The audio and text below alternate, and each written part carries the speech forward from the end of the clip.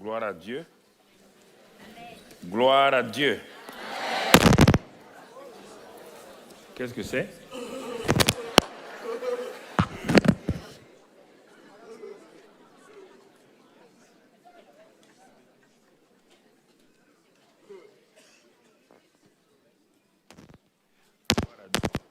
Non.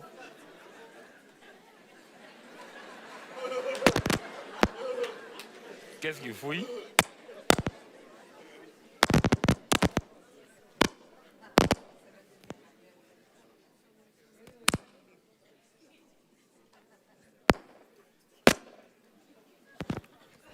Gloire à Dieu. Bon. On va prendre l'autre micro.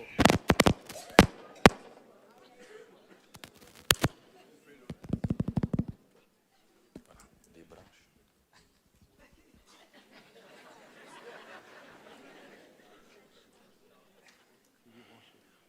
Tu veux l'enlever? Oui, c'est mieux. Il faut enlever la veste. Non, si il a débranché. Il a débranché là. Ça.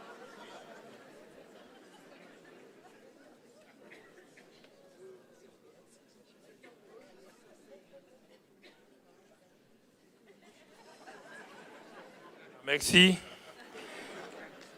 libérateur des nations.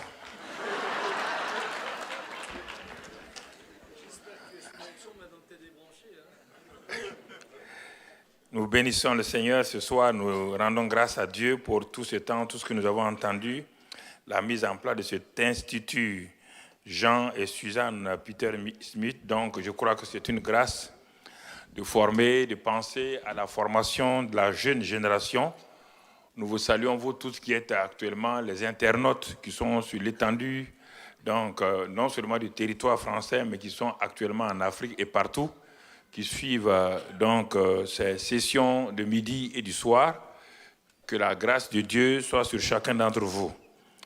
Et donc ce soir, nous allons continuer ce que nous avons dit, nous avons parlé marcher devant la face de Dieu, donc dans l'intégrité.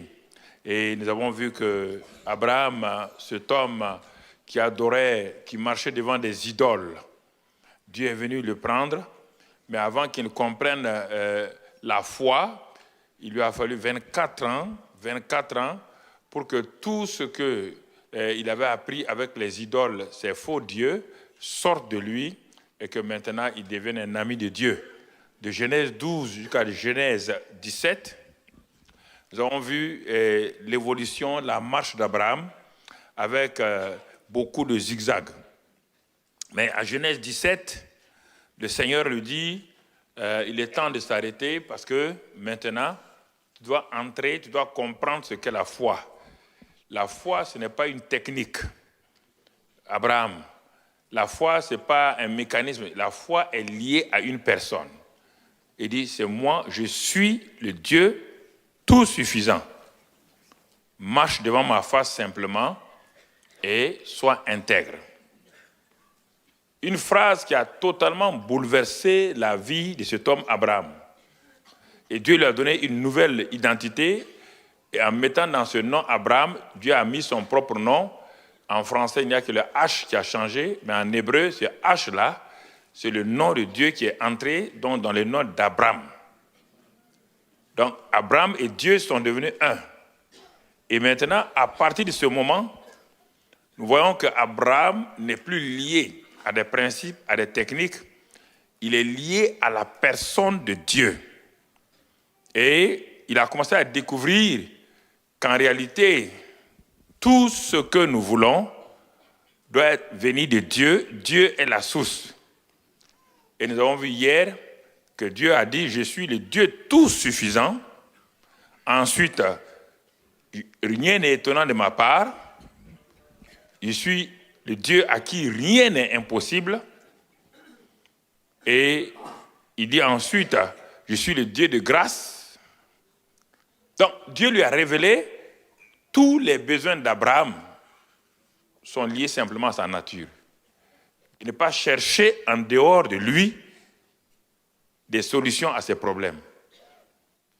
Et dès ce moment, Abraham était maintenant centré. Il est devenu un ami de Dieu. Dans Genèse 18, Dieu lui fait une grâce d'une visite divine spéciale. Et c'est ainsi qu'Abraham est entré dans ce repos de la foi, à tel point qu'il parle de livrer son fils comme un acte d'adoration. Et nous avons vu que lorsque Paul, cet homme Saul de Tarse, est devenu chrétien, il a cherché à comprendre comment un homme comme Abraham a pu impacter sa génération, un homme qui n'était pas un croyant selon les normes de Dieu, mais un homme qui a été pris, comme Josué l'a dit dans Josué 24, il a été pris au-delà du fleuve l'Euphrate, il a été pris dans les milieux d'adorateurs d'idoles. Comment un tel homme a-t-il pu impacter le monde à tel point que toutes les générations vont être liées à lui? C'est dans son étude, quand il a pris les rouleaux du livre, les rouleaux de l'Ancien Testament, en allant en Arabie, en étudiant et par la grâce de la révélation du Saint-Esprit, Abraham a sorti les secrets de la vie d'Abraham, Saul a sorti les secrets de la vie d'Abraham et il les a étalés devant nous dans Romains 4 en faisant une compression et en disant « Il crut Dieu ». Quel Dieu? Maintenant, le Dieu dit « Je suis le Dieu tout suffisant », le Dieu à qui rien n'est impossible, le Dieu à qui rien n'est étonnant, le Dieu qui fait toutes choses par sa capacité. Et il dit, ce Dieu-là, j'ai découvert qu'il est le Dieu aussi qui donne la vie aux morts. Aux morts, toutes sortes de morts. Et qui appelle les choses qui ne sont point comme si elles étaient. Dès le moment où Abraham a eu les yeux fixés sur ce Dieu, sa foi ne venait plus d'une simple croyance. La croyance, il l'avait. Cette croyance, nous l'avons. C'est ce qui a fait quitter Abraham dans Genèse 12. C'est une croyance. La capacité que nous avons de croire en Dieu, d'accepter que la guérison est possible, cette capacité d'accepter les vérités bibliques, mais pourtant on ne voit pas de résultat. Mais lorsqu'il passe de la croyance simple à la foi de Dieu, nous voyons qu'en une seule année, les choses ont changé. Et, bien-aimés frères et sœurs, c'est cela que beaucoup de chrétiens et ceux qui nous suivent actuellement, partout, ont des difficultés. On leur fait croire toutes sortes de gymnastiques, la foi. Un jeune prédicateur au Texas, un évangéliste, a dit que pour montrer que les gens ont la foi, il a demandé à tous ceux de l'église qui étaient venus à sa campagne, qui portaient des lunettes, pour montrer qu'ils avaient la foi, qu'ils avancent. Ils sont venus. Il a dit, pour montrer que vous avez la foi, sortez, enlevez vos lunettes. Ils ont sorti les lunettes, leurs yeux. Il dit, mettez-les. Ils l'ont mis. Il dit, bon, maintenant, marchez sur ça. C'est un acte de foi. Marchez sur ces lunettes-là et vous allez voir à la fin que Dieu va vous guérir. Ils ont marché sur les lunettes. Vous voyez comment les gens, ils acceptent d'être manipulés. Quand ils ont fini, il a dit, maintenant que vous avez posé cet acte de foi, recevez la guérison. Mon frère, quand il a fini, il dit, bon, retournez à vos places. C'était...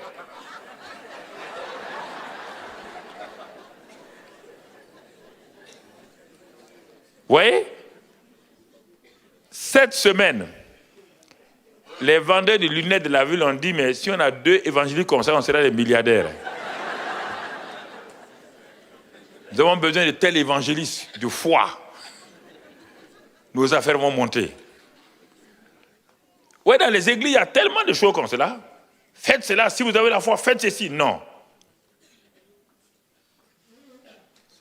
Ce n'est pas ça, frères et sœurs. Mais est-ce que la personne là, il a eu la révélation?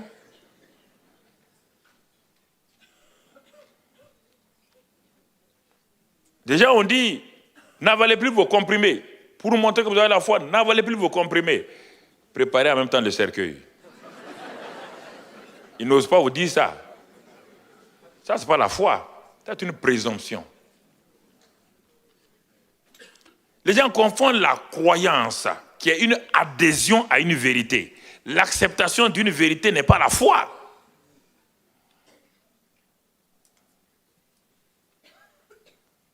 Alors nous avons terminé hier en disant comment Abraham, maintenant qu'il a cru, il n'a pas cru en Dieu, on dit Dieu, il a cru Dieu.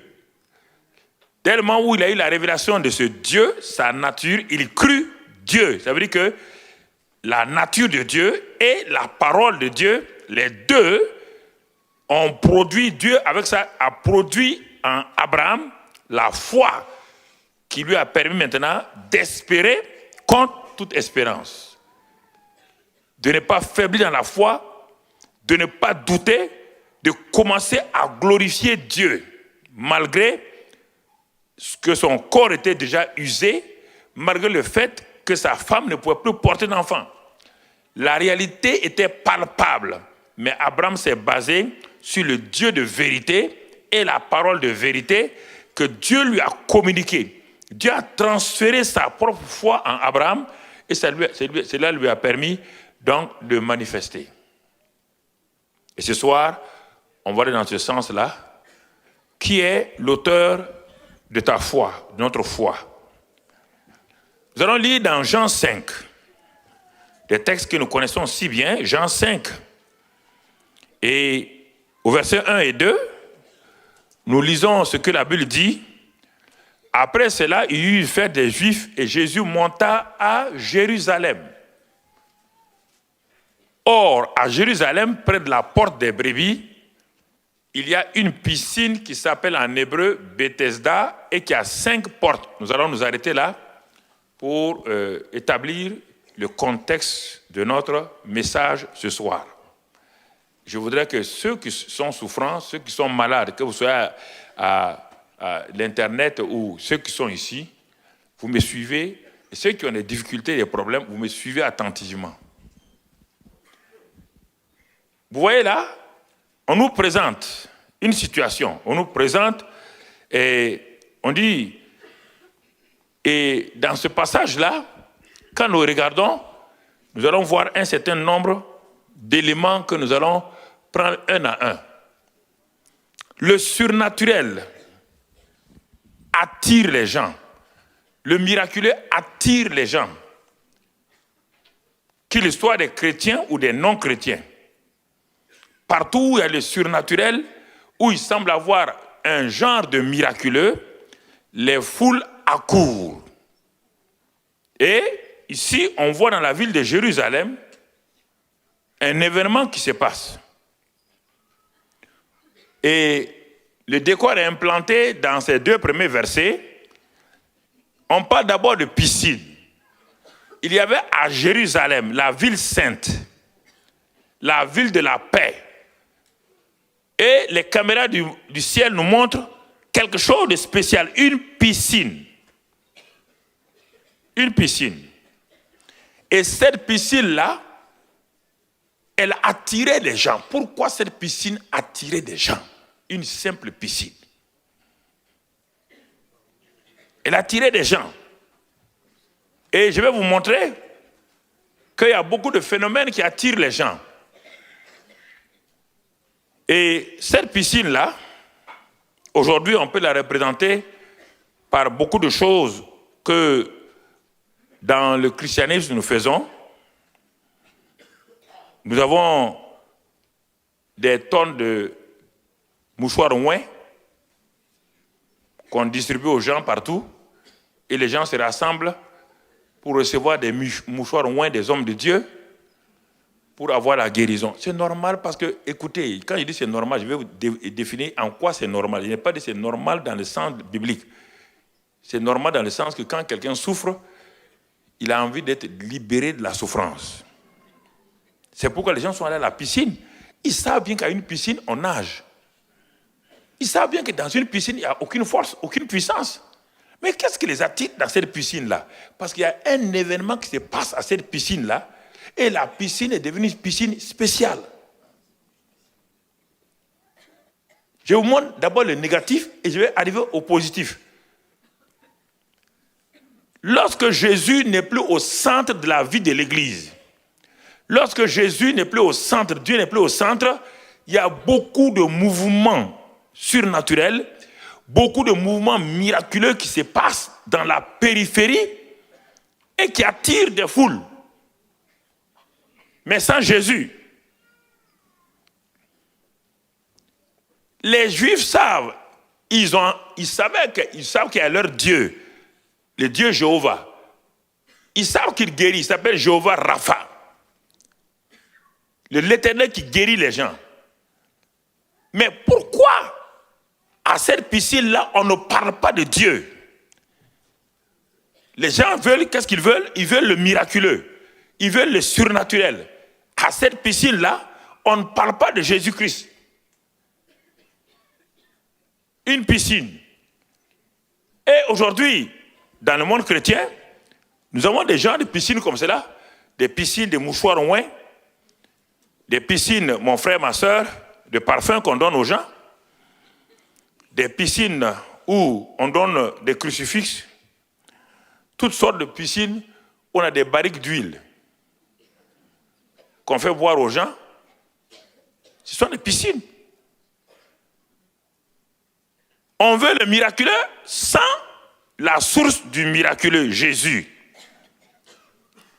Écoutez, et en tant que chrétien, quand les gens souffrent, les gens ont des problèmes, mais c'est pourquoi le monde est rempli. Une ville comme Paris, on nous dit que le nombre de Parisiens, le budget des Parisiens qui rentrent dans la consultation des marabouts africains, ça vaut presque le budget d'un pays africain. Les Parisiens, comment ils consultent les horoscopes, les marabouts africains et tout, les Parisiens, des gens intellectuels, des gens de haut niveau, le budget qu'ils mettent pour consulter, ça vaut le budget d'un pays africain. L'apparence, vous les voyez, c'est comme s'ils ne sont pas intéressés. Mais tout le monde est intéressé par le miraculeux, par le surnaturel. Mais un surnaturel sans Jésus, ça va aboutir à des frustrations. Ça va aboutir à de toutes sortes de manipulations. Une piscine, où dans la ville sainte, la ville où Dieu a dit que lui, il va venir là-bas. Mais il y a une piscine qui a remplacé Dieu. Une piscine qui a remplacé le temple. Le temple était là. Le temple est vidé et la piscine est devenue le nouveau temple. C'est pourquoi les églises sont vidées parfois. Les gens courent, ils laissent les lieux du culte, ils sont dans des endroits bizarres. Ils sont à la recherche de quelque chose. Nous devons revenir, donc, aux bases bibliques. Nous devons revenir à la parole de Dieu. Les condamner, c'est facile. Les juger, c'est facile. S'ils n'ont pas de solution à leur apporter, les juger, ce serait un peu de méchanceté de notre part. Donc c'est pourquoi il est bon de comprendre ces choses-là et aider les gens à revenir simplement à la parole de Dieu. Et cette piscine avait un nom merveilleux, Bethesda, qui veut dire miséricorde. Mais on n'a pas ajouté miséricorde de qui? On n'a pas dit miséricorde de Dieu. Vous voyez bien? Une piscine appelée Bethesda, miséricorde. On n'a pas dit miséricorde de Dieu. Tout ressemble, tout le décor ressemble à quelque chose qui vient de Dieu. Mais il faut regarder attentivement pour discerner, pour voir qu'est-ce qui se passe là. Troisième élément, cette piscine avec 5 portiques. 5 portiques. Vous voyez comment tout est fait, tout est beau. Et nous allons voir maintenant, allons en profondeur. Quand vous arrivez à cette piscine, tout est bien beau, 5 portiques, vous voyez de belles choses, vous entrez. Et brusquement, la misère, la souffrance humaine est devant vous. Vous découvrez avec horreur qu'à l'intérieur de cette façade, de cette beauté-là, il y a des choses terribles qui se passent. Regardez la scène, qu'est-ce qu'on dit au verset 3. Le verset 3 dit, sous ces portiques étaient couchés en grand nombre des malades, des aveugles, des boiteux, des paralytiques qui attendaient le mouvement de l'eau. À Jérusalem, là où il y a le temple de Dieu, là où il y a le Dieu Tout-Puissant, toute la population se détourne de ce temple du Dieu Jéhovah, Jireh, Jéhovah Rapha. Les gens sont autour d'une piscine attendant un mouvement d'eau qui n'est même pas programmé par eux, mais qui vient comme cela, le mouvement d'eau. Le mouvement d'eau. Parce qu'ils croient en l'eau. Ils croient qu'il y a une puissance dans l'eau. Ils croient que la piscine est une... Et c'est ce qui, aujourd'hui, que souvent, dans plusieurs églises, on sert aux gens, mais il n'y a pas de Jésus. Bien-aimés frères et sœurs. Alors la question est, pourquoi sont-ils là? Pourquoi ces malades sont-ils là? Pourquoi ceux qui souffrent là sont-ils là? Il est dit au verset 4, si je ne m'abuse, verset 4, retournons au verset 3 s'il vous plaît. Sous ces portiques, ils attendaient, et au verset 4 maintenant, un ange, ils attendaient quoi? Un ange descendait. Alors, ils se disent, mais si un ange descend quelque part et agite l'eau, c'est lui qui descendait le premier après que l'eau avait été agitée, était guérie, quelle que fût sa maladie. Non, regardez maintenant, il n'y a pas de grâce ici, il n'y a pas de grâce. Il faut être le premier. Il faut être premier. Ça veut dire qu'il y a un combat qui se passe. Il faut être le premier, il faut se jeter dans l'eau, mais quand il faut attendre que l'eau soit agitée par l'ange. Et chaque fois que l'ange venait agiter l'eau et que le premier qui a été jeté, on dit la personne était guérie, quelle que fût sa maladie. On n'a pas besoin de foi ici. Ce sont des gens qui croient. Ils croient en quoi? Ils croient en la guérison, c'est pourquoi ils sont à la piscine. Ils croient que Dieu fait des miracles, mais ils ne connaissent pas ce Dieu-là, comme on l'a dit hier. Ils sont là, ils croient, ce sont des croyants. Sinon, ils n'allaient pas venir à la piscine. Et on ne leur demande pas la foi, on leur demande seulement d'être le premier à être jeté dans l'eau. On n'a pas dit, bon, attendez, quand l'ange viendra, quand le mouvement d'eau sera manifesté, la miséricorde de Dieu va atteindre tout le monde. Qu'est-ce que les gens attendaient? À la piscine de la miséricorde, ils attendaient qu'un ange vienne avec une corde pour les sortir de leur misère. Miséricorde. La corde de la misère.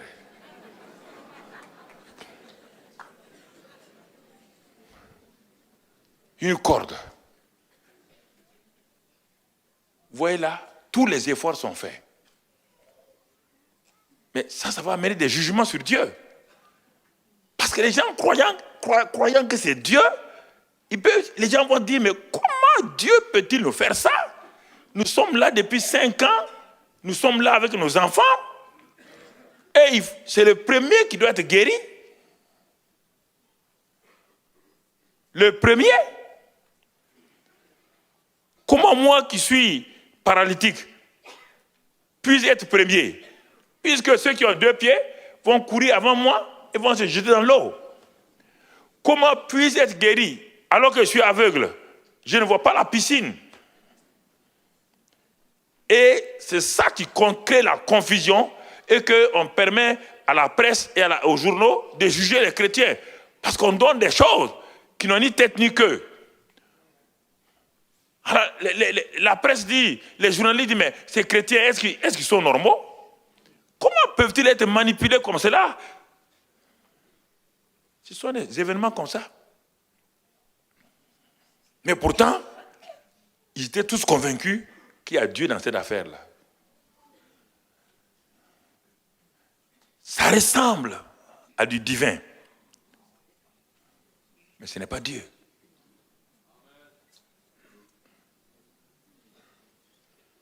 Il a dit, je suis le Dieu Tout-Puissant.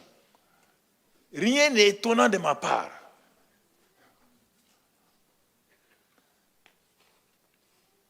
Vous voyez les frères et sœurs, ils ont tellement développé leur conscience et la source de leur croyance était non pas Dieu, mais l'ange et l'eau de la piscine. Quelle est la source de votre croyance, de votre foi ce soir? Vous qui êtes en contact avec nous, vous qui êtes ici devant nous, sur quoi vous basez-vous? En venant au jeûne, la semaine de jeûne, vous venez rencontrer qui? L'ange est un envoyé.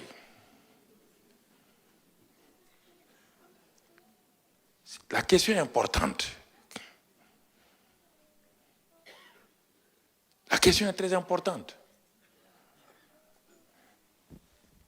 Cette semaine de jeûne a été inspirée par le Seigneur pour amener les gens dans un temps de communion avec lui, dans un temps de communion horizontale les uns avec les autres, mais autour uniquement de la parole de Dieu, autour de ce que Dieu est, de ce que Dieu fait. Et avec ça, la foi des gens n'est pas basée sur les hommes de Dieu, mais est basée sur la réalité de Dieu. Parce que dans ces prédications, on doit leur présenter le Seigneur.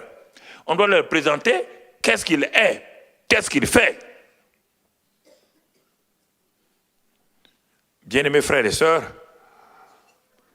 et lorsque nous comprenons ces choses, nous commençons à revenir et à rentrer en nous-mêmes pour voir. Je vais doucement pour que nous comprenions, non seulement que les interprètes en allemand puissent suivre, mais aussi pour que nous aussi, nous comprenions un certain nombre de choses sur la foi. Nous avons confondu la foi avec beaucoup de choses et qui n'ont pas marché. Demain, je vais te le montrer un peu plus profondément. Quand je vais parler de la nature de la foi, ce qu'elle fait, de la bouche de Jésus, alors tu seras étonné que ce que tu pensais avoir foi là, ce n'est pas la foi. Il vaut même parfois avoir le courage d'affronter la vérité de Dieu. Là où il y a la foi, la foi est liée à Dieu. Le Dieu à qui rien n'est étonnant. La foi aussi, rien n'est étonnant.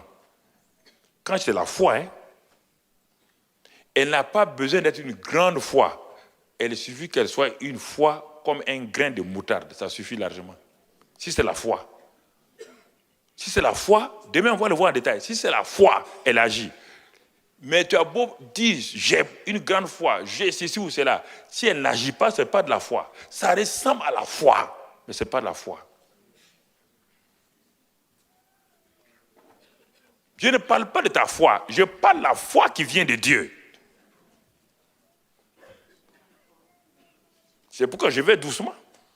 Hier, on a vu Abraham, 24 ans, il a fait des choses, mais il a appelé, il a fallu que Dieu vienne lui parler. Dieu lui communique sa foi.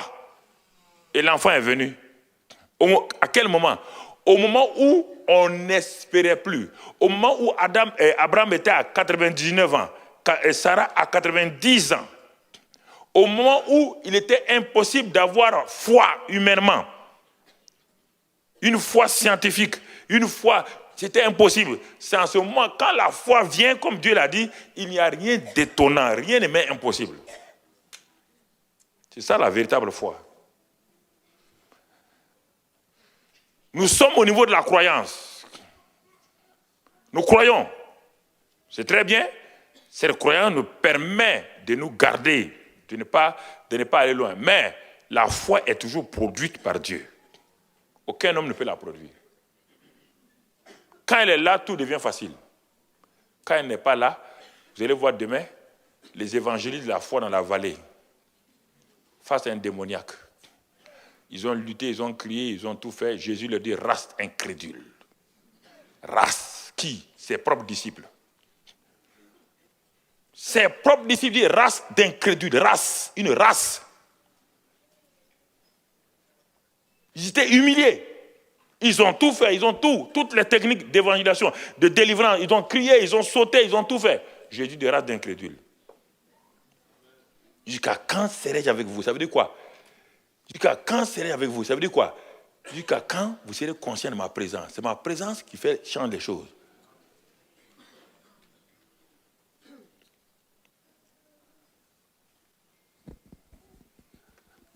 Alors, cela ressemble à nos églises. Parfois, nous faisons des choses. Je vous parle d'un mélange de ce que j'ai vécu, de ce que j'ai vu avec les hommes de Dieu, de ce que les grands hommes de Dieu que j'ai suivis pendant toutes ces années et qui aujourd'hui vraiment sont obligés de reconnaître que ça ne va pas. Alors j'ai dit, Seigneur, oh, garde-moi de tout cela. Oh Dieu, donne-moi de m'attacher à toi, de ne pas chercher à paraître alors que je ne suis pas,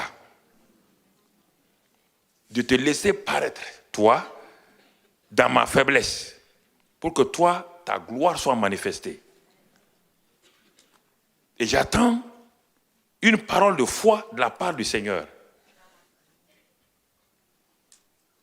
Il ne s'agit pas de s'arrêter sur quelqu'un qui est aux portes de la mort et de dire au nom de Jésus, au nom de Jésus. Non, ça ne va pas donner la vie. Quelle assurance as-tu? Va prier, va t'asseoir, va prier, va t'asseoir. Calmement. Il dit au Seigneur, ce que j'ai là ne peut pas réveiller cette femme. Ce que j'ai en moi ne peut pas donner la guérison à mon enfant qui est en train de mourir. Seigneur, donne-moi ta foi. Regarde-le. Quand il s'en va avec Jairus, il dit à Jairus, ce que je te demande, crois seulement. Je ne te demande pas, crois seulement. C'est moi la foi. Si tu es avec moi là, tu crois seulement. Crois, comme Abraham a cru. Crois. Et moi, je vais te donner ma foi au temps convenable. Quand il était avec Lazare, il dit à Marthe, ne t'ai-je pas dit si vous avez cru? Il n'a pas dit qu'il veut la foi. Il dit, si vous avez cru, tu n'arrives même pas à croire. Comment tu vas réveiller un mort? Ne t'ai-je pas dit que si tu crois, tu verras la gloire de Dieu? Prenez tous les termes là, vous allez voir que Jésus est l'auteur de la foi. Et quand cette foi vient, ça vous donne un repos. C'est pourquoi on dit que la foi est une ferme assurance. Elle crée en vous une ferme assurance, malgré le fait que vous regardez la réalité est là, elle dépasse votre compétence, elle dépasse votre capacité. Quand cette foi est là, je ne parle pas, je dis à la femme, reçois ton enfant. Et 9 mois plus tard, l'enfant est devant nous. Quand cette foi est là, quand je dis au cancer de partir, le cancer s'en va. Mais s'il n'est pas là, je vais lutter, je vais prier, je vais faire beaucoup de choses. Mais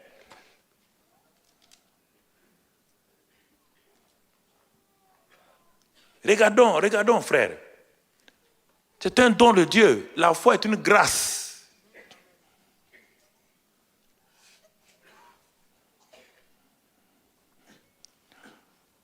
Nous rassemblons dans nos églises beaucoup de choses. Nous voulons implanter une atmosphère, comme on le dit aujourd'hui, atmosphère de gloire, atmosphère de foi. Et à cause de cela, nous pensons que nos groupes musicaux peuvent le créer. Nous mettons des groupes musicaux, nous mettons des bons chants, nous mettons ensuite, nous mettons la sainte fumée blanche. La fumée sort de tous les côtés. Fou. Les gens disent, aujourd'hui ça va marcher. La fumée est sortie. Mon ami, tout ça c'est des mises en scène. Ça n'amène pas la foi. Non, ça n'amène pas la foi. Ça amène une ambiance pour la chair, mais pas de foi. Ça n'amène pas la foi. La foi n'est pas une mise en scène. Des proclamations, des cris. Regardez au service de Bethesda. Un cri de victoire. Quand cet enfant est guéri, les parents crient. Au moment où les parents crient à la piscine de Bethesda de joie, des centaines de parents pleurent. Oh Dieu, nous sommes venus avant cet enfant. Nous sommes là depuis 5 ans. Cet enfant vient d'arriver. Et ses parents sont riches. Ils ont loué quelqu'un qui a pris l'enfant. Dès que l'ange il a plongé dans l'eau et l'enfant est guéri. Oh Dieu, pourquoi il y a l'injustice? Est-ce que Dieu fait cela? Voici. Un cri de joie. Des multitudes qui s'en vont.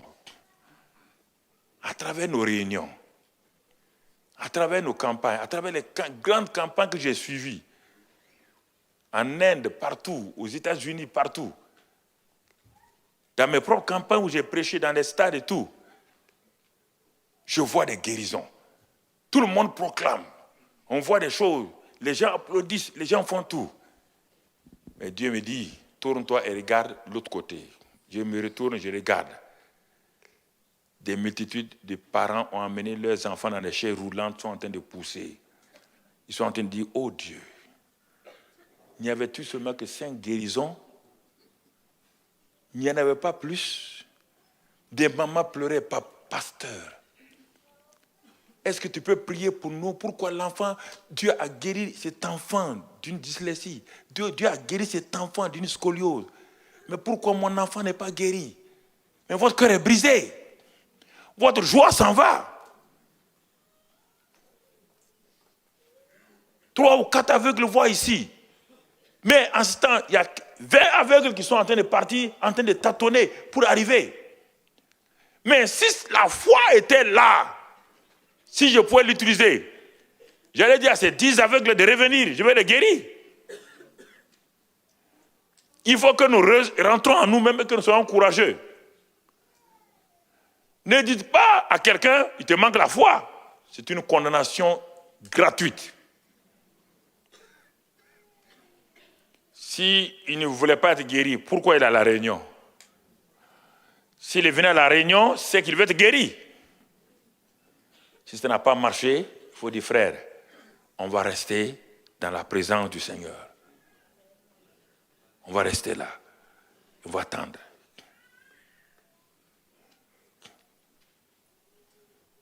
Un homme est venu à la réunion, dans une chaise roulante. Priez pour qu'il soit guéri. La prière a été faite. Des cris ont été faits. Lève-toi maintenant au nom de Jésus. Les gens essaient de le soulever, il tombe. Au contraire, on ne lui a fait plus de mal et puis on lui a créé un problème mental qui montre que bon, Dieu ne le guérit pas. Au lieu qu'il ait la foi, mais en allant vers lui après, il dit, frère, allez vous attendre au Seigneur. Allez attendre simplement. Le Saint-Esprit n'a pas donné l'eau du verre, l'eau est boueuse. Il faut que la boue se dépose. La boue de l'incrédulité, la boue de la peur se dépose.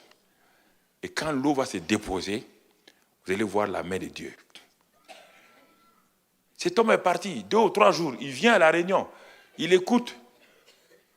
Mais il ne vient plus devant. 3, 4 jours plus tard, cet homme s'est avancé. Quand vous voyez son visage, vous savez qu'il a rencontré le Seigneur de foi. Dans son temps de lieu secret. Il a dit, ce soir, je serai guéri. D'où ça vient? Ferme assurance. Ce n'est pas la prédication, une ferme assurance.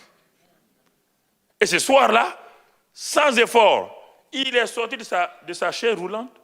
Il a commencé à faire des pas. Des pas simplement. Parce qu'il a rencontré l'auteur de la foi. Dans son temps de repos. Dans son temps d'agitation, il n'y avait pas de foi. Mais dans son temps de repos, en disant, Seigneur, me voilà. Je ne veux pas me précipiter pour l'imposition des mains, mais je m'arrête devant toi, je m'assois devant toi. Seigneur, prête-moi un peu de ta foi. Donne-moi un peu. Tu as dit que la foi, comme un grain de moutarde, soulève des montagnes. J'ai besoin d'une foi comme un grain de sénévé, tout juste. Ta foi, pas ma foi, je n'en ai pas, je crois. Dans chaque circonstance, dans chaque événement de votre vie, dans chaque circonstance.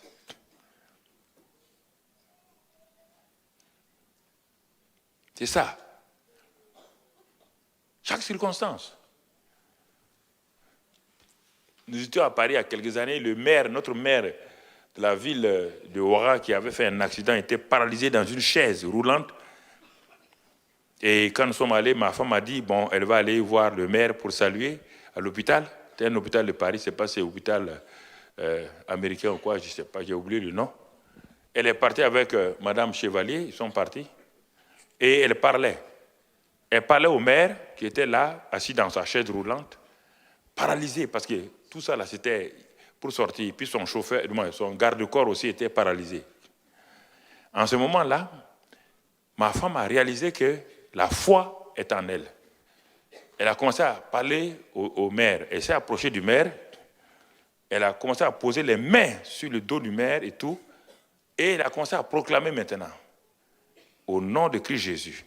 Parce qu'elle avait cette certitude-là. Et là, dans cette chambre d'hôtel, chambre d'hôpital, les bruits des os cassés ont commencé à faire cac. Le maire, sans savoir, d'un seul coup, il s'est levé. Et quand il s'est levé, il y a quelqu'un qui voulait la tenir. Ma femme dit non, laissez-la marcher.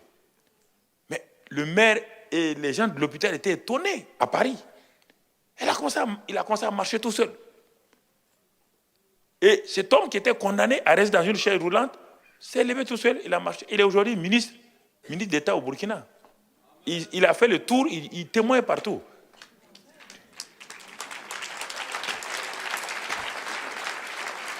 Écoutez,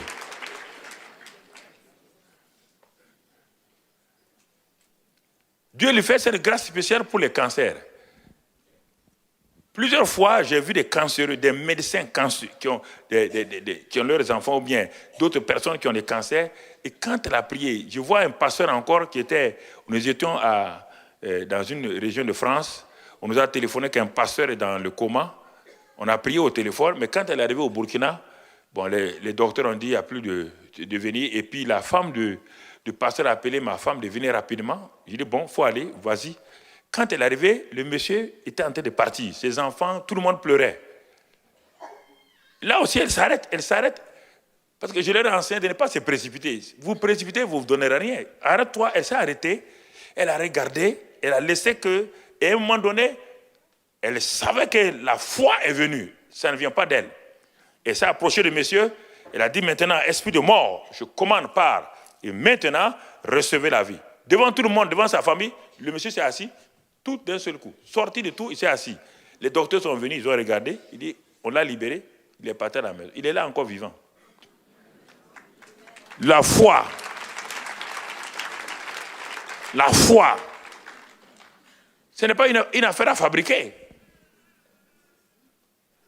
Non.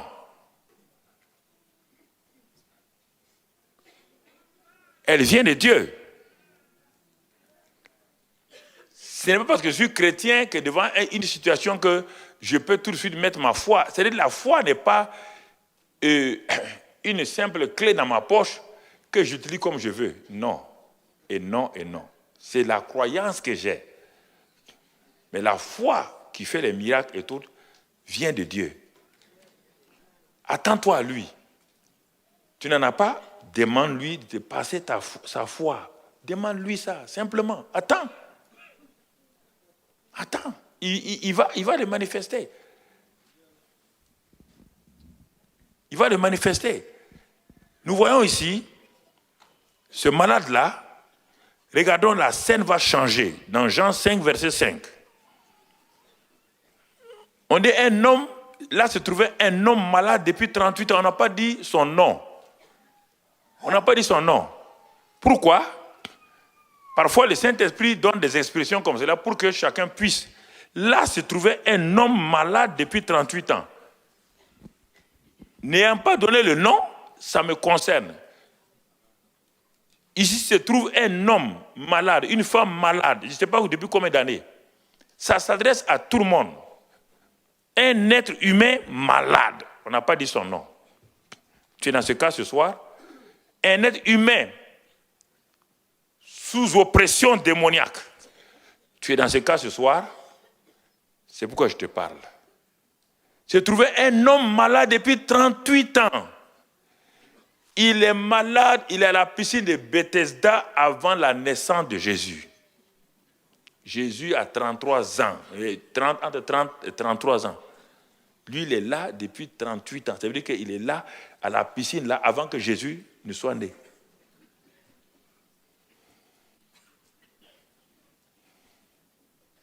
Comprenez? Il est là. Il a vu, je ne sais pas, depuis quand la piscine a été mise en place, je ne sais pas. Il a vu des centaines, puisque 38 ans, si on multiplie ça par 365, regarde le nombre de jours. Ça fait des milliers de jours. Et je ne sais pas quel était le cycle d'intervention de l'ange. Même s'il y a ça, c'est-à-dire qu'il a vu au minimum 2000, 5000 personnes guéries. Il a vu des miracles et des miracles. Et lui, il était là. Il est là. Et à la fin, il est devenu l'ancien de l'église de la piscine de Bethesda.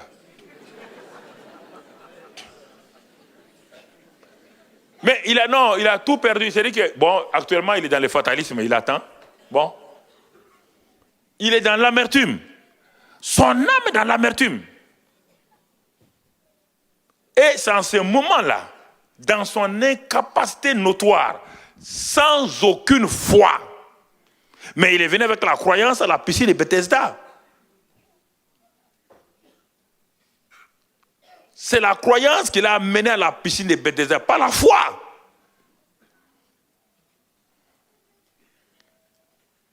Et cet homme dans l'amertume, la Bible dit, le verset qui suit, un autre homme va venir, Jésus.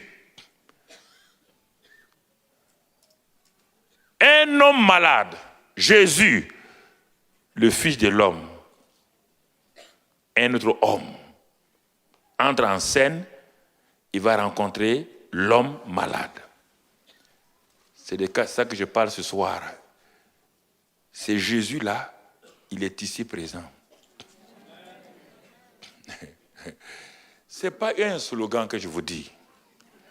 Quand Jésus m'a apparu le 15 février 1975 à 6h35, 15 place Arnaud Bernard à Toulouse, le 7, le 15, le 21, quand il m'a apparu le 15, il m'a dit, sache, chaque fois que tu vas parler de moi concernant les guérisons autres là, bien que la Bible ait dit, Matthieu 18, 20, là où 2 ou 3 sont assemblés à mon nom, mais quand tu parles de moi, tu m'élèves. Sache que je suis présent, même si tu ne me vois pas. Parle de moi, présente-moi aux gens, ne te présente pas. Sois mon présentateur, ne parle pas de toi, tu ne peux rien faire. Jésus, qui? Jésus rentre en scène. Il entre en scène dans la discrétion. Tout le monde a les yeux fixés sur la piscine. Jésus vient. Personne ne le regarde. Personne ne l'accueille. Tout le monde veut un miracle en dehors de Jésus. Est-ce que c'est ta pensée ce soir? Jésus, lui, il est un homme, il a un nom. Dieu sauveur. L'autre est un homme malade. Nous sommes des hommes malades parfois. Mais celui qui vient là n'est pas malade. Non seulement il n'est pas malade, il est le Dieu sauveur. Jésus qui Regarde ces différents noms. L'homme de Galilée. Jésus qui? C'est lui qui est plus grand que l'ange qui secoue l'eau. Depuis ce temps-là, quand le supérieur de l'ange est venu, l'ange n'a plus apparu à la piscine de Bethesda. Il a disparu. Parce que son chef est venu. Jésus, celui qui est supérieur, celui qui a le nom supérieur au nom des anges, est venu. Qu'est-ce que l'ange doit faire? Mais tout le temps, les gens avaient les yeux fixés, toujours sur l'eau. Ils ont été habitués à ça. On leur a dit que le miraculeux vient de ça, ne vient pas de Dieu. Il rentre en scène avec ses disciples. Les disciples sont étonnés. Personne n'a accueilli Jésus. Personne. Vous imaginez des milliers de gens qui croient en la guérison divine, qui croient que Dieu guérit encore aujourd'hui. Voici le baume de Galade. Voici le grand médecin, le médecin divin qui est là. Voici celui qui est la source de la foi, l'alpha et l'oméga, notre foi. Voici celui qui ressuscite les morts. Voilà que lorsqu'il pose ses mains sur les gens sont guéris. Il est là, mais personne ne le regarde. Ça n'intéresse personne. Nous voulons nos miracles selon nos principes, selon notre manière de faire. Nous voulons nos miracles selon nos pensées. Nous voulons que Dieu intervienne selon mon raisonnement. Et c'est pourquoi les pasteurs ont pris en otage l'église de Christ, ont imposé leur point de vue qui ne marche pas.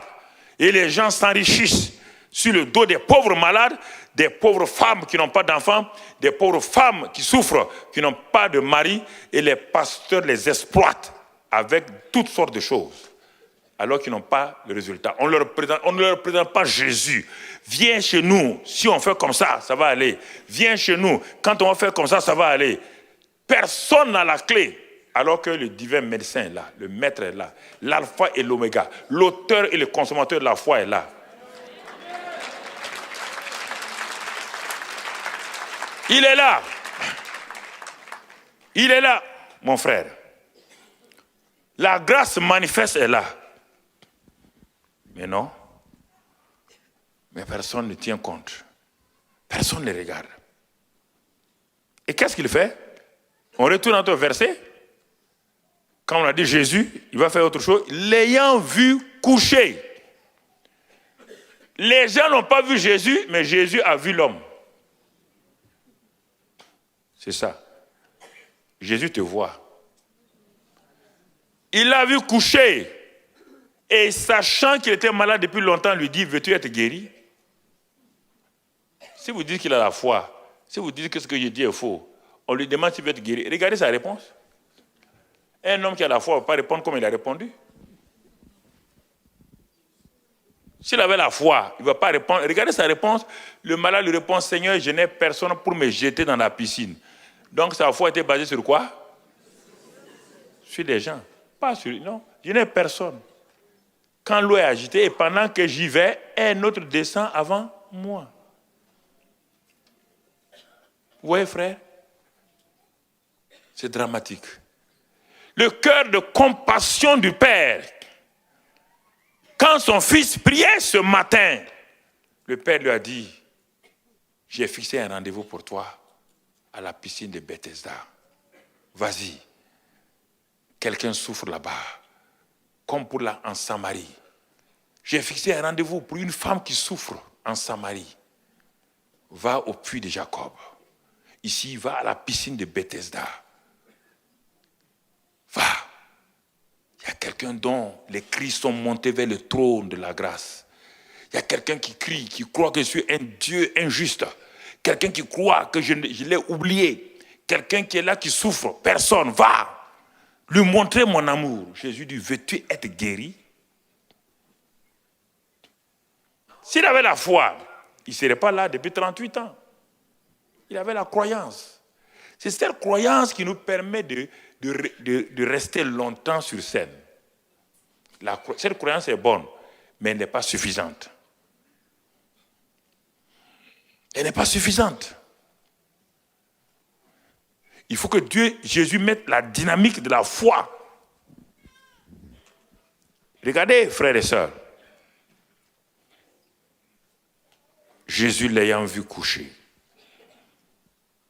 Jésus te voit coucher. Jésus te voit dans la souffrance. Toi qui es à l'internet, toi qui es partout, Jésus te voit actuellement. Quand Jésus voit, il parle. Quand il voit, il parle. Et veux-tu être guéri?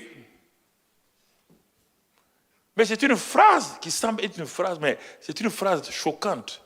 Mais Seigneur, tu me vois bien, tu me vois coucher, tu veux... Non! Parce que le monsieur avait perdu la passion même d'être guéri. Et parfois, on tombe dans cette situation, il n'y a plus rien. C'est-à-dire qu'on est là, on va à l'église, mais en réalité, il n'y a plus rien. Jésus vient pour rallumer sa croyance même simplement. Avant de parler, il dit, lève-toi, prends ton lit et marche. C'est cette parole-là. La foi vient de ce qu'on entend, c'est qu'on vient de la parole de Christ. Christ, l'alpha et l'oméga de la foi est là. Il a donné la parole de foi. Et cette parole de foi-là, on n'a pas su à quel moment elle est rentrée dans le corps de ce monsieur et ça a produit la foi. C'est cette foi qui a fait lever cet homme-là. La foi est puissante, invisible, frère. C'est un mystère, c'est une grâce. Si vous ne la comprenez pas, ce n'est pas un effort. L'homme n'a pas dit, je vais tendre mes pieds maintenant, je vais faire ceci ou cela. Jésus dit simplement, lève-toi, prends ton lit et marche.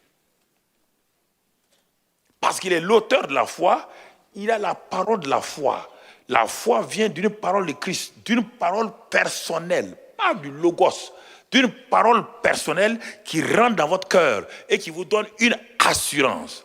L'année prochaine, Abraham, ta femme Sarah aura un fils. Claire, on n'a pas dit les femmes auront des fils.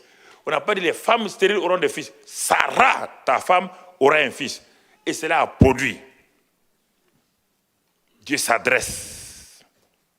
Va, ton serviteur est guéri. C'est lui qui, quand même il a dit, cet homme a une grande foi. Il a eu la grande foi là-haut. Le centenaire a eu grande foi où? Il faut faire attention quand on prêche. On dit le centenaire a une grande foi. Il dit, en Israël, je n'ai pas vu cette grande foi. Le monsieur est venu avec sa croyance. Il a cru en Jésus. Et quand Jésus a dit, j'irai, je le guérirai. J'irai, je le guérirai. Cela a produit en lui, il a dit à ce moment-là, ce n'est pas la peine. Dès le moment où je connais ta volonté, tu m'as donné la parole de foi, que tu vas aller pour guérir, ne bouge pas. Dis seulement un mot. Où est-ce qu'il a eu la foi? Comment un Romain peut avoir la foi? N'allez pas me dire qu'il a eu la foi où? La foi vient de Dieu, de Jésus. Et ce monsieur est venu sans Jésus. Il vient avec Jupiter. Il vient avec Saturne. Il vient avec tous ces faux dieux. Il a eu la foi où? C'est la rencontre avec Jésus. Jésus a parlé, il a exposé son problème. Quand il a exposé son problème, Jésus a parlé. Quand Jésus a parlé, il a répondu à Jésus. La femme syro-phénicienne, c'est la même chose. Quand Jésus dit, on n'a jamais vu une grande foi. Mais on parle de quoi? Quand elle venait, elle n'a pas de foi. Regardez la lutte qu'elle a eue.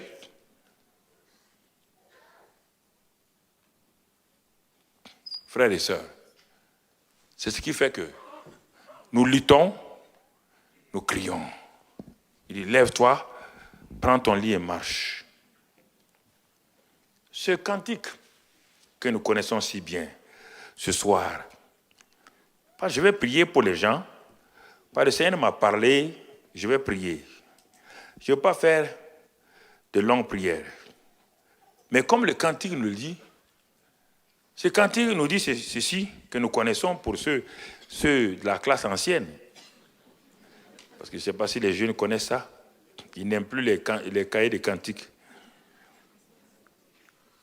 Seigneur, doux maître, en toi seul j'ai foi.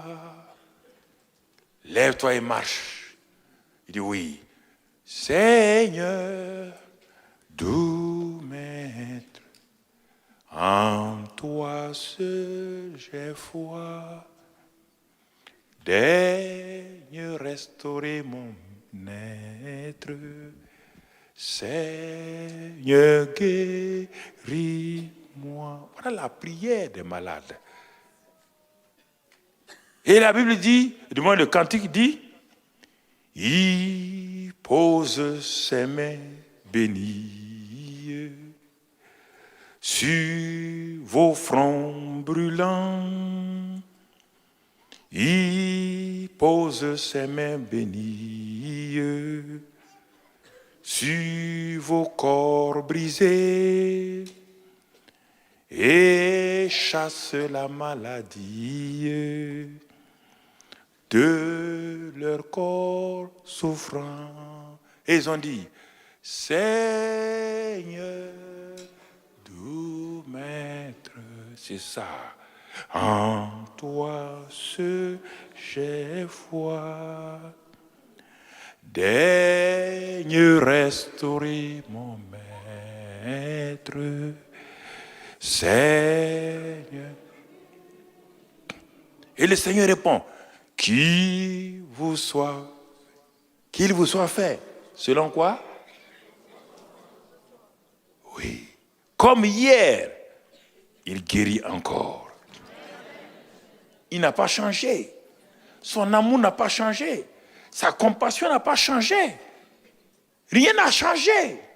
C'est nous qui ne savons pas nous approcher. 24 ans, Abraham a lutté. 1 an a suffi à Abraham.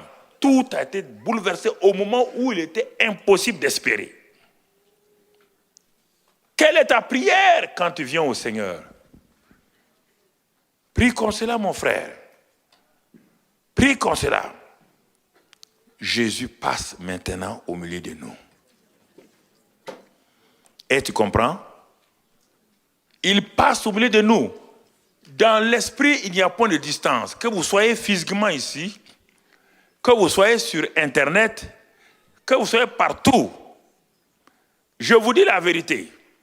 Je ne veux pas vous tromper, ça ne me sert à rien. Vous n'allez pas me voter, je ne veux pas être député. Je n'ai pas besoin de pouvoir. Non. Dès que j'ai fini la semaine, je retourne en Afrique. Et c'est pourquoi il m'a dit de venir te dire ce soir. Il m'a parlé, j'ai écrit ce qu'il m'a dit, j'ai écrit, c'est là. Il dit, s'ils sont conscients de ma présence que tu vas leur présenter, que les tumeurs cancéreuses qui sont dans leur corps,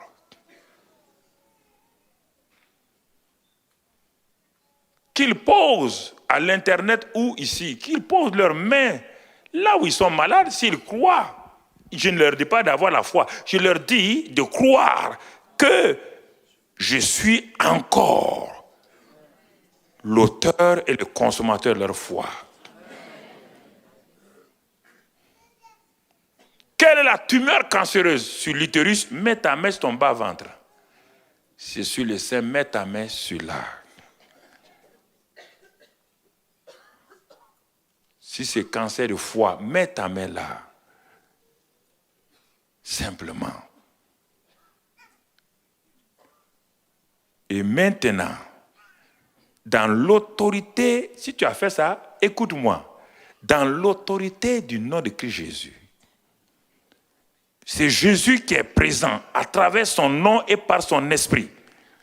J'ordonne simplement à cette tumeur cancéreuse dans ses corps, ici, comme à la télévision ou à Internet, je commande dans l'autorité du nom de Christ Jésus, ce nom qui est au-dessus de tous les noms.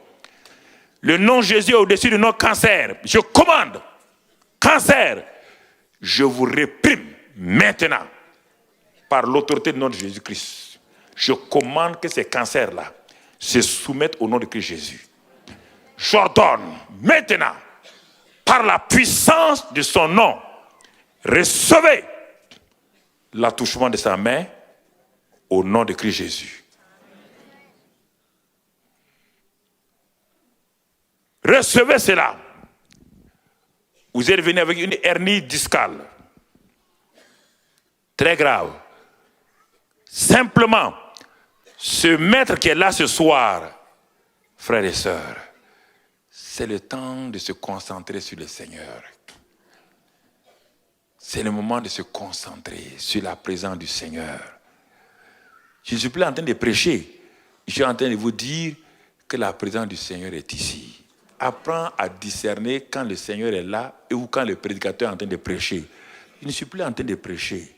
Je suis en train de te dire que le Seigneur me dit maintenant de m'arrêter et de te dire que lui, il est là. Si tu arrives simplement à accepter ce qu'il te dit là, cette hernie discale, qu'elle soit à la télévision là-bas, sur Internet, reçois-la simplement. Et tu vas nous téléphoner d'ici vendredi. Vous êtes là, des glaucomes, des pressions au niveau des yeux. Il m'a donné, j'ai écrit tout, ce qu'il m'a dit quand je priais. Des cataractes qui ont apparu. Tu mets ta main sur ton œil, la pression. Et par la puissance du Saint-Esprit, reçois maintenant. Ce n'est pas moi, c'est pour te montrer que je crois comme toi. C'est pour te montrer que c'est Jésus qui guérit. Je n'ai rien à faire. Moi, je te proclame ce qu'il a dit de dire, et toi, tu reçois.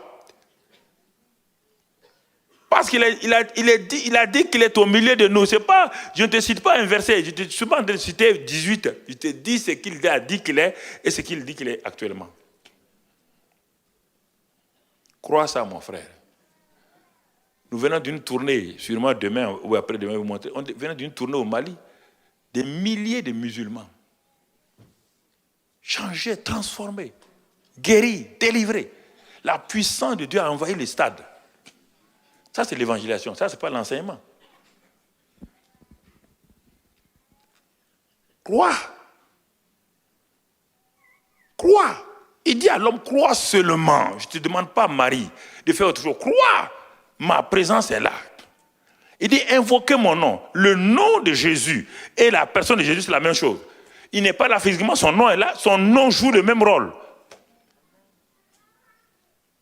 Son nom joue le même rôle. Parce que lorsque tu as fait prier pour toi 10, 15 fois, à la fin, tu ne crois plus parce qu'on a prié pour toi. Je ne te demande pas ce soir qu'on prie pour toi. Je te dis simplement, Jésus a dit qu'il est là. Ok. Bon, c'est difficile parfois. Je te dis qu'il est là. Et vous avez des otites. Certains enfants ont des otites que vous avez laissés à la maison. Maman, si vous croyez que Jésus guérit, toi qui as des enfants à la maison otites d'oreille, pose ta main sur l'oreille là, à la place de ton enfant. Et toi qui es là-bas, non seulement des enfants des otites, mais le Seigneur m'a dit, il y a des garçons ici dont les parents souffrent.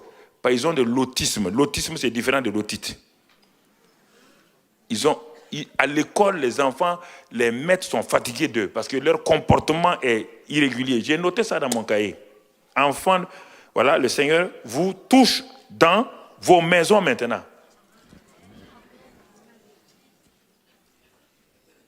Le Seigneur te touche.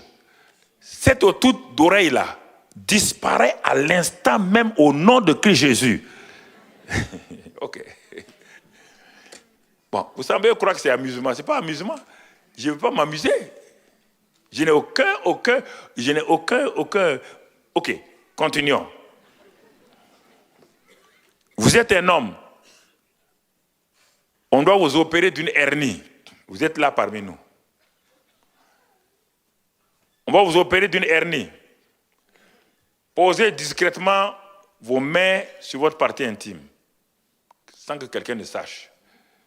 J'ordonne maintenant à cette hernie-là, ton médecin sera étonné quand tu vas aller pour l'opération. Quand ils vont recommencer, ils vont voir que la hernie a disparu totalement. Crois cela maintenant au nom de Christ Jésus.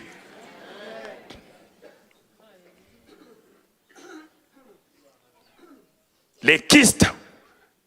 Le Seigneur m'a dit kyste ovarien. Il m'a dit, il y a une dame qui peut toucher ce kyste-là. Elle peut voir, quand elle met sa main, ce kyste-là est tellement réel. Un kyste ovarien. Je ne suis pas docteur, hein, mais il m'a dit, j'ai écrit. Et le Seigneur ce soir te dit si tu crois que lui, il est ce qu'il est, l'alpha et l'oméga de la foi, tu n'as pas la foi, tu dis Seigneur, merci pour la foi que tu me donnes par la parole. Je crois, je reçois maintenant ce kyste-là et ces fibromes qui sont là, maintenant, disparaissent au nom de Christ Jésus.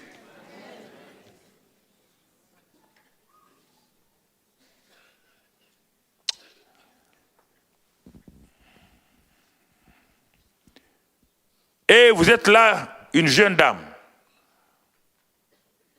Ces fibromes, j'ai vu cela, le Seigneur m'a montré, ce fibrome-là est arrivé bloquer votre utérus.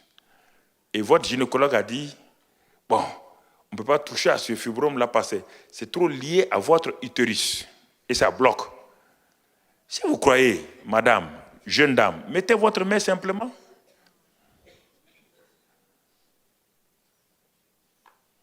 Je n'ai jamais fait de médecine. Mais c'est quand je priais que le Seigneur m'a dit, j'ai écrit là, dans mon cahier en vert. Il ne peut pas mentir. Il y a des gens à l'Internet qui reçoivent la même chose actuellement. On n'a pas besoin de gesticuler. Nous gesticulions avant. Si c'est le Seigneur qui est là, dites son nom. Paul a dit à la femme, à l'esprit de Python. Il s'est retourné, il a dit esprit de Python. Il faut partir. Il n'a pas lutté. Il a dit l'esprit de Python. Et l'esprit de Python est parti. Sans effort. C'est le nom de Jésus. Le Saint-Esprit, quand vous dites Jésus, ce n'est pas Jésus qui se présente. C'est le Saint-Esprit de gloire qui vient, qui prend ce nom et qui opère. Et qui opère. Et qui opère dans ton corps. Vous avez une mauvaise circulation sanguine. C'est une dame. Mauvaise circulation sanguine. À cause de ça, quand vous levez le matin, vous asseyez au bord du lit. Vos pieds sont gonflés. Et il vous faut marcher un moment donné avant que les douleurs ne partent. Le Seigneur dit maintenant que demain matin, en vous réveillant, asseyez-vous simplement et regardez. Vous allez voir que les douleurs ont disparu. Mais aussi, quand vous verrez votre médecin, il va vous dire, mais madame, regardez vos pieds. On voyait des bleus, des choses avant, mais regardez bien vos pieds. Tout est parti. Le Seigneur Jésus fait cela parce qu'il vous aime. Il vous aime. Écoute mon frère. Vous avez eu une hypertension qui, il y a quelque temps, vous a amené des problèmes comme au bord d'un infarctus, d'un AVC. Et depuis ce temps, l'esprit de peur vous a saisi. Pour dormir, vous pensiez même que si vous dormez, cela va vous surprendre dans le lit et vous allez mourir avant le matin. L'esprit de peur, vous avez donné accès à l'esprit de peur. Je réprime maintenant esprit de peur qui tourmente ces personnes, qui vous empêche de bien dormir. Je réprime cet esprit de peur. Je commande maintenant, esprit de peur, libère ces hommes et ces femmes. Que cette nuit soit la meilleure nuit que vous passiez au nom de Jésus-Christ. Que vous dormiez sans que vous ayez peur de ne pas vous réveiller. Mon frère, ma soeur, Jésus guérit les maladies. Jésus guérit cette scoliose d'une fillette. Le Seigneur m'a dit, j'ai vu comme une main, comme la maman qui pose la main sur le dos, les courbatures de sa fille. Mais quand on touche, on voit les vertèbres, on voit toutes ces choses-là, une scoliose prononcée. Ça, c'est clair, ce n'est pas une scoliose, mais prononcée. Maman, pose ta main sur le dos de ta fillette maintenant. La personne n'est pas ici. Crois que l'extension des mains du Seigneur Jésus-Christ touche le dos de ta fille. Dans le nom de Christ Jésus. Et reçois cette guérison. Le Seigneur est là à côté de vous. Recevez l'attouchement de la main du Seigneur maintenant ce soir. Ceux qui sont à l'internet, ceux qui sont partout, recevez cette grâce de Dieu. Recevez cet amour de Dieu. Le Dieu qui a guéri cet homme à la piscine de Bethesda touche les corps, restaure les corps ce soir et guérit les yeux, guérit les oreilles, guérit toutes sortes de maladies dans vos corps maintenant. Il le fait par amour et que toute la gloire soit à lui et que son nom soit exalté. Au nom de Jésus, nous avons prié. Que le peuple dit Amen. Amen.